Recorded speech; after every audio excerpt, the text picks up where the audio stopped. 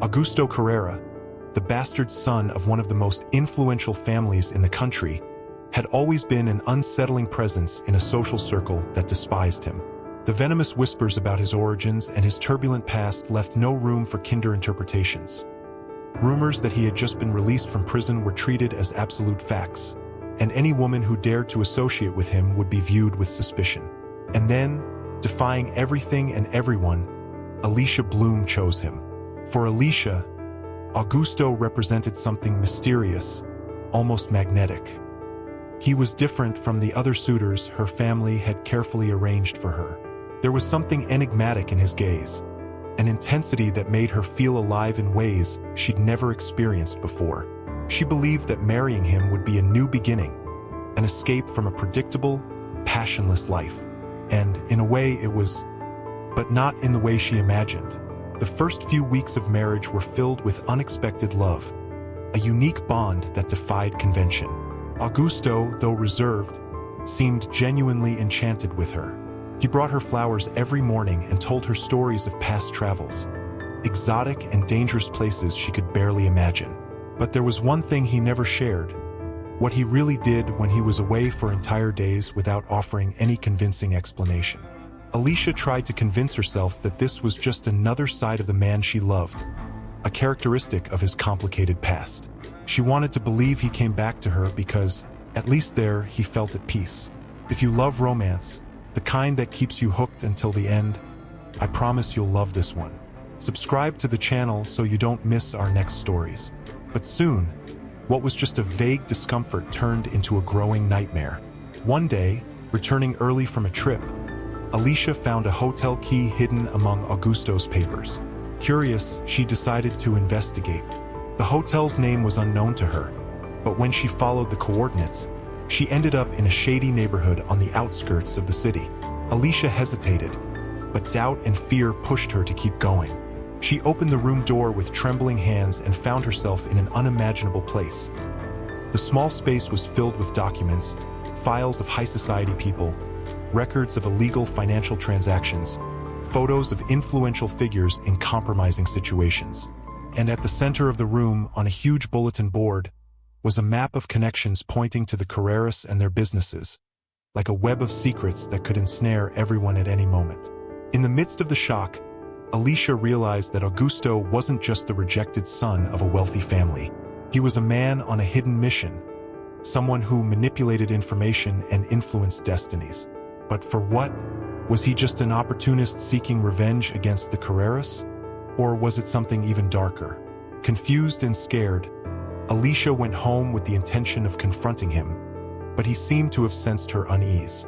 That night, Augusto sat with her and, for the first time, spoke openly about his past. He wasn't just against the Carreras. He was seeking revenge on everyone who had used his family as pawns in a power game. The prison, a trap to get him out of the way of the real criminals. He explained that his mother had been destroyed by the Carreras manipulation and that he had spent years uncovering the hidden secrets behind the family fortune. "I never wanted to get you involved in this, Alicia," he said, a glimmer of sadness in his eyes. "I love you, and seeing you discover this, it destroys me, but I can't back out now." But Alicia was torn between love and fear. Could she love such a dangerous and relentless man? The revelation was too much to ignore, and she knew that once she knew, she too would become a threat to everyone tangled in the web. The next few days were pure tension. Alicia felt like every glance, every gesture from Augusto was hiding more than he let on. Then, one night, while they were asleep, a deafening noise filled the mansion. They were surrounded. Augusto, already prepared for the worst, looked at her with a mixture of love and desperation. And in one final act of protection, he gave her instructions to flee and promised that one day they would meet again, where fear would not touch us. Augusto disappeared that same night, and Alicia, now torn between love and betrayal, was left to deal with the weight of his secrets and the new course of her life. Are you liking this story? Tell me where you're watching from. Alicia Bloom came from a traditional family, surrounded by luxury and privilege. Since she was little, her future had been carefully planned, from the schools to the friends she could have. Marrying Augusto Carrera, a man with a questionable past and status, was far from anything her family expected for her. But Alicia had always been someone who pushed against the boundaries set for her, someone who longed to escape the suffocating bubble that kept her trapped in a life devoid of excitement. When she met Augusto at a discreet party organized by mutual friends, she felt a chill down her spine. He seemed to exude a dark mystery, something that both repelled and yet attracted her with an intensity she couldn't explain. The exchanged glances were almost an invitation to a world she had never known. Augusto was everything she was not: impetuous, unpredictable, and marked by a life full of scars, which she could see in his eyes even without knowing the details. He was a man who seemed to be in constant flight, even in silence. Despite the rumors that he was an illegitimate son, that he had a criminal record, that he was a loser trying to fit into a world that rejected him, Alicia couldn't get Augusto out of her mind. He was the opposite of the men she knew, of the boring conversations about business and inheritance. With him, she felt like she could be someone different, someone who could finally live in an intense and unpredictable way. No matter how hard she tried to rationalize, everything pointed to a colossal mistake. She knew that marrying Augusto meant breaking away from her family's expectations and challenging a world controlled by status and reputation. Still, something inside her burned for that risky choice. Maybe it was the idea of freedom or an unconscious rebellion. At that moment, Alicia thought that marrying Augusto would pull her out of a calculated existence, opening a door to a more authentic life, where she didn't have to follow a script imposed from birth. And so, against her family's will, against logic, and against her own fears, she said yes. At first, the marriage to Augusto was like a breath of fresh air.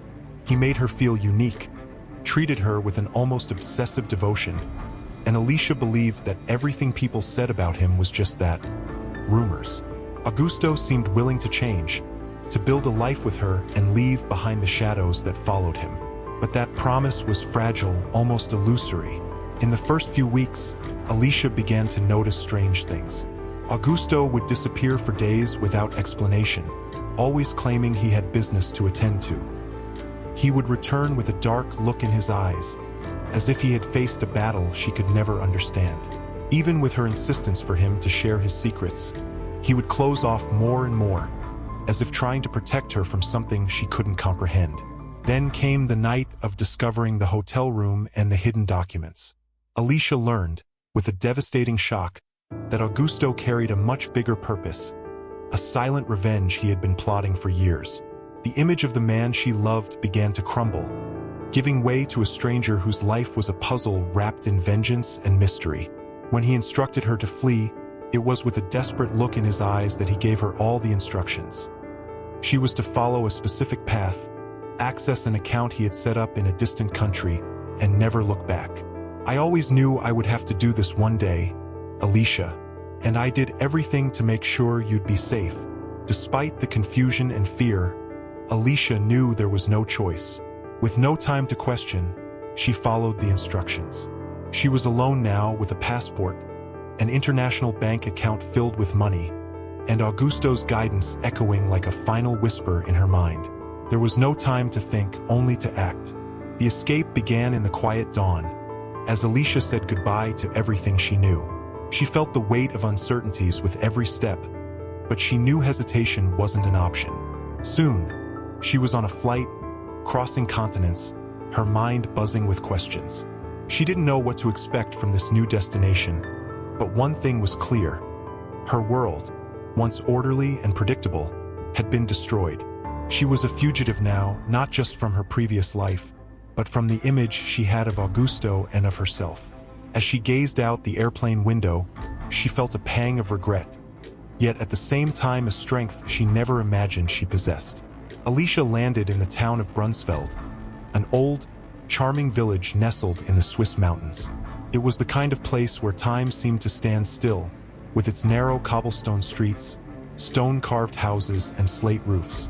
She had chosen Brunsfeld deliberately, drawn to the anonymity and the distance from the opulent, guarded world she had fled. There, she felt she could disappear among the simple people, live unnoticed, far from the judging eyes and the secrets she left behind. Determined to rebuild her life, Alicia knew she would need to find a job. For the first time in her life, she would have to do something that required her own effort without relying on the Bloom family fortune. The idea scared her, but there was something liberating about it too. When she started looking for jobs in small shops and cafes, she quickly realized the extent of the challenge. She had never had a real job before, had no experience, no practical skills, not even a clue on how to fill out an application. It was a new and painful feeling for someone who had always had doors opened for her by her family's influence and money. As she walked through the town on a cold morning, she remembered something that made her stop for a moment. When she was a teenager, people often commented on her special ability to listen to others. In school, her friends would turn to her to vent, share their fears, dreams, and problems, and Alicia would listen with a calm and empathy that captivated everyone. They used to say she had an old soul, that she was too mature for her age, and that she seemed to understand others on a deeper level. Remembering this, an idea began to form in her mind. What if she could use that ability? Brunsfeld was a small, welcoming town with many elderly people and families living simple lives. Perhaps here, she could offer something that didn't require an impressive resume, but only the genuine empathy she had always had. Alicia decided to try offering her time and attention to those who felt lonely, whether to listen to stories, help with simple chores, or even read to them. The next day, Alicia put a small ad on the bulletin board of a local bakery: companionship for conversations, readings, and walks, for young and elderly who want to share stories and smiles. Ask for Alicia. She was surprised by the response. Soon, an elderly lady named Madame Eloise, who lived in a little house up on the hill, reached out. Madame Eloise was a widow and spent most of her days alone. Eager to make a difference, Alicia began visiting her regularly. Together, they would have tea and talk for hours about the town's past, Eloise's youthful adventures, and the heartaches she carried. Madame Eloise was the first, but soon others came. Alicia became known among the townspeople of Brunsfeld as a caring listener, someone who brought comfort and joy to their lives. Without realizing it, she gained the trust of the community, made friends, and even attracted a few admirers who saw her as the town's angel. Little by little, she started to feel like she was becoming part of that place, as if she had finally found a home. This new routine filled her days and warmed her heart. More and more, Alicia felt distant from the rich, sheltered woman she had once been. Her past with Augusto still haunted her, but in Brunsfeld, she discovered a new version of herself, one that could smile without fear, one that found joy in every small act of kindness she offered to others. There, in the small Swiss town, Alicia began to write a new chapter of her life, without luxury or titles, but with a quiet happiness she never thought possible. Years passed, and Alicia, now going by the name Claire Dubois, had settled in Brunsfeld as a completely new woman. She had reinvented herself entirely, adopting an identity built with patience and caution. Under the name Claire, Alicia became a beloved and respected figure in the small town, known for her natural ability to listen and understand people. Over time, this reputation led her to open a small therapy and counseling space called Maison des Âmes, House of Souls, where she offered emotional support to the town's residents and visitors. Maison des Âmes became a refuge where people came to vent, meditate, and seek guidance. Claire provided a cozy environment with soft lighting, comfortable armchairs, and bookshelves filled with philosophy and psychology books. Word quickly spread, and people from neighboring towns started seeking her out. Brunsfeld became a destination for those looking for peace and understanding, and Claire, with her welcoming nature, won the hearts of everyone. The transition to this new life, however, had not been simple. Augusto, always careful, had prepared Alicia for her new journey and had given her detailed instructions on how to build a safe identity. He had advised her to change her name, appearance, and adopt a discreet lifestyle, cutting all ties with her past. In one of the last instructions he sent before parting ways with her, Augusto had thoroughly explained the process of obtaining false documents. It was one of the most tense moments of Alicia's life. She knew that her escape depended on these new documents, but fear consumed her. The instructions were detailed. She was to travel to a small town on the border of Italy and Switzerland called Bellinzona, where one of Augusto's contacts, a man named Luca Vasari, would help her obtain the documents. Wearing a discreet scarf and sunglasses, Alicia traveled by train to Bellinzona. The meeting was scheduled at a secluded tavern in the center of town. She recalled Augusto's words, "Luca is trustworthy, but be brief and don't ask questions. Just follow the instructions and trust me." Upon arriving at the tavern, Alicia spotted a robust man with a scar on his face and a firm gaze, who she soon knew to be Luca. With a discreet gesture, he led her to a room at the back, where he asked her to hand over the photos and signatures she had brought. Luca didn't ask questions. He was direct and precise, explaining that the documents would be ready in 2 days. For Alicia, those 2 days felt like an eternity, a mix of anxiety and hope, knowing that this was the last step to erase her past. When the documents were ready, Luca handed her a new identity under the name Claire Dubois, French by birth. He also gave her instructions on how to adopt her new identity, details about French culture, habits, and even a slight accent she should incorporate. Every detail was planned so that, upon returning to Brunsfeld, Alicia would no longer be Alicia Bloom, but Claire Dubois, an independent and mysterious woman. With the new documents, Alicia returned to Switzerland and began her new life. She set aside the traits of Alicia Bloom, adjusted her accent, and learned to live as Claire, someone who now belonged to Brunsfeld and was part of that community. Gradually, the townspeople came to know her as Claire, the compassionate counselor who offered support to anyone in need. Now, as Claire Dubois, she felt an unsettling peace. The years passed, and though the past still haunted her, Claire had found a new reason to live. She knew that this new identity protected her, but at the same time, it connected her to something greater than her former life of luxury and privilege. In Brunsfeld, Claire finally felt free, even though a part of her heart still held memories of Augusto and the turbulent love they had shared. Claire Dubois, as Alicia was now known, had built a successful life in Brunsfeld. Her business, the Maison de Ames, expanded beyond her expectations, attracting people from all over Europe seeking guidance and inner peace. Over time, Claire accumulated a considerable fortune, the result of her hard work and dedication. She invested in properties, and with the help of her influence in town, she once again became a millionaire, but this time with her own merits. Despite her success, the memories of Augusto haunted her nights. In moments of silence, his memories would return to her mind. The furtive glances, the words spoken in secret, the touch that made her feel both protected and in danger. That story between them seemed unfinished, as if something called her to resolve the mystery of the man who had been, at once, her love and her escape. On a cold autumn night, Claire was ready to sleep. The gentle breeze entered through her window, her spacious room decorated with elegant furniture she had chosen herself, reflecting the new person she had become. Her home was a refuge, with large gardens and a breathtaking view of the mountains surrounding Brunsfeld. The mansion represented her rebirth, the manifestation of the strength she had found within herself. As she prepared to lie down, Claire heard muffled voices coming from downstairs. It was Pierre and Madeleine, her trusted employees. Pierre, a tall man in his middle years, was serious and dedicated to his work. Madeleine, younger and more extroverted, was almost like a sister to Claire, though she didn't know her past.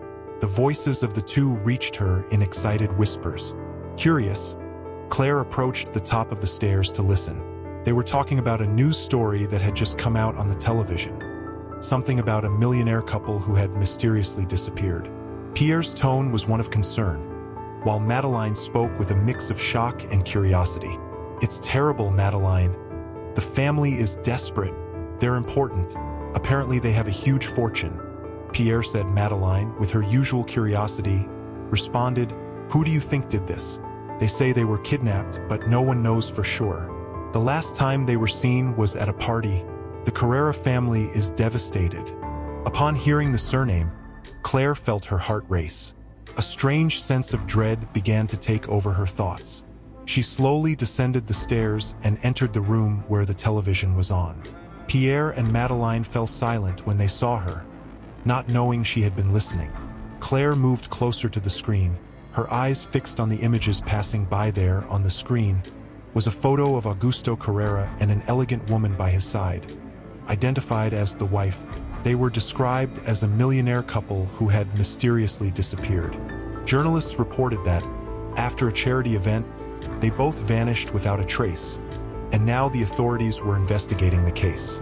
Upon recognizing Augusto's face on the screen, a shiver ran down Claire's spine. The shock hit her like a violent wave.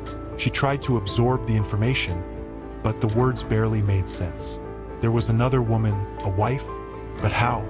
Thousands of questions sprang to her mind, but before she could react, her vision darkened, her legs lost strength, and in an instant, she collapsed to the floor, unconscious. Madeline screamed when she saw Claire faint and, along with Pierre, rushed to help her. They carried her to the sofa and tried to wake her, calling her name repeatedly. After a few minutes, Claire opened her eyes, confused and dazed, her face pale and her breath heavy. Pierre and Madeline insisted she rest, but Claire was overwhelmed with a whirlwind of emotions and a new urgency. Upon hearing the news and seeing Augusto's face, she realized that the past, so carefully buried, was now at her door, threatening to destroy her. Alicia woke up in her bed, with a strange sense of relief, thinking it had all been a nightmare. The soft morning light entered through her bedroom windows, and the delicate scent of the flowers growing in her garden filled the air. She still felt a bit dizzy, not fully understanding how she had ended up there. Pierre and Madeline, seemingly, had carried her to the room after she fainted, and now they were at her door. With a light knock, Pierre entered, followed by Madeline. Both had worried expressions, but Alicia, or rather Claire, made sure to offer a calm smile. "What happened, madam? We found you lying down last night. So pale. We were very worried," said Pierre in his deep voice, while Madeline nodded in agreement, her eyes full of concern, avoiding eye contact for a moment. Claire hid any sign of panic. In a casual tone, she explained, I'm sorry I worried you. I don't know what happened. Maybe a drop in blood pressure. I've been a bit stressed. I'll see a doctor. But there's no need to worry. I'm really fine." She thanked them both for their care and, with a gentle smile, asked them to leave her alone to rest. As soon as the door closed, Claire breathed deeply and went to the balcony. The cool morning breeze brushed her face, offering a brief consolation. But her mind was a storm. Augusto was missing. The last person she thought she'd ever think about or encounter was now caught in a mystery. And the appearance of that woman next to him in the photo disturbed her deeply. Who was she? What secret had he hidden? Lost in these thoughts, Claire tried to calm herself, but she felt her heart racing, doubts growing with each passing second. Then, a sound broke the silence. Her phone began to ring. The ringtone echoed through the room, and with a hint of desperation, she rushed to the table where the phone was. Looking at the screen, her whole body froze. The name Augusto glowed there. The name she had tried to forget. He was calling. For a moment, Claire thought she was hallucinating, but the ringtone continued. Trembling, she answered the call and brought the phone to her ear. Unable to speak, "Claire," his voice was low, almost a whisper, but unmistakable. The sound of that voice immediately transported her to the past, awakening feelings she thought had died. "Alicia, I know this sounds crazy, but I need you to trust me one more time. I don't have much time to talk, but you need to listen carefully." She took a deep breath, her eyes welling with tears, and tried to keep her voice steady. "Augusto, what's going on? They said you were missing, and that woman next to you in the photo. Who is she?" The questions tumbled out. A mix of anguish and anger. Augusto sighed on the other end of the line. "Alicia, I can't explain everything right now, but the woman in the photo isn't what she seems. It's all part of a bigger plan. They think I'm dead, and it's better if they keep believing that. I only managed to escape because of someone I still trust. But please listen. Don't trust anyone. I'm not missing by accident. And now you're in danger too." Claire's heart raced. a mix of fear and nostalgia overwhelming her chest. "Augusto, I don't understand. Why now? I was starting a new life. Why do you need me?" His voice became urgent. "Because you've always been the only person I could truly trust. Alicia, I need you to help me recover something important, something I can never get back without you. Just one last favor. For both of us." There was a pleading tone in Augusto's voice that made her hesitate. She knew that by agreeing to this request, she would risk everything, all the life she had worked so hard to build. But the memory of the man she had fallen in love with, the unresolved mystery between them, sparked a flame she couldn't ignore. "All right, Augusto, tell me what I need to do," she said, her voice firm despite the fear. And in that moment, Claire Dubois became Alicia Bloom again, about to dive back into a past that had never truly let her go. When Alicia arrived at the cabin in the Annecy Mountains, the atmosphere was thick with tension and hope. She felt her heart race at the sight of Augusto, standing before her, finally within reach after so much time and so many uncertainties. He turned, his face revealing a mixture of surprise and admiration upon seeing her. She took a step forward, not looking away. "I came because, despite everything, I never stopped believing in you," she said. Her voice firm but with a touch of emotion, Augusto slowly approached, extending his hand. He took hers in his and smiled, with a vulnerable expression Alicia had never seen before. "I don't deserve this trust, Alicia, but I promise, we'll never need secrets between us again." His touch was gentle, but she could feel the intensity of his feelings. They stood like that for a few moments, just looking at each other, as if time didn't exist. Then, Augusto let out a deep sigh and opened the pendant she wore, revealing the small microchip hidden inside. "With this, I can finally expose the truth," he explained, his eyes fixed on hers, full of determination. "The truth that will free us from the past." As he explained the plan, Alicia felt an indescribable relief wash over her. It was as if, finally, the pieces of the puzzle were falling into place, and she could leave behind all the weight she had carried up until that point. They now had a real chance to start over, to live a life free from lies and shadows, after a series of discreet contacts and measures to expose the Carrera family's frauds. The truth came to light, and international headlines exploded with the news of the fall of the Carreras. Finally, Augusto was free, and Alicia could dream of a life without fear by his side months later. In the heart of Tuscany, Alicia, now called Claire, and Augusto, who went by the name Mark, stood on the balcony of their new home, a vineyard they had bought to start over. They gazed at the sunset over the hills, a spectacle of colors painting the sky with shades of orange and gold. Augusto held her hand and smiled, his eyes shining. "You know," he said, almost in a whisper, "I never imagined I could find peace like this, and that it would be by your side." Alicia looked at him fondly and replied, "Neither did I. But for some reason, I knew our story wasn't over. Every day away from you, it felt like something was always calling me back." He leaned in and ran his fingers through her hair, pulling her into an embrace. "I promise that, this time, our love won't have to hide," she smiled, resting her head on his shoulder.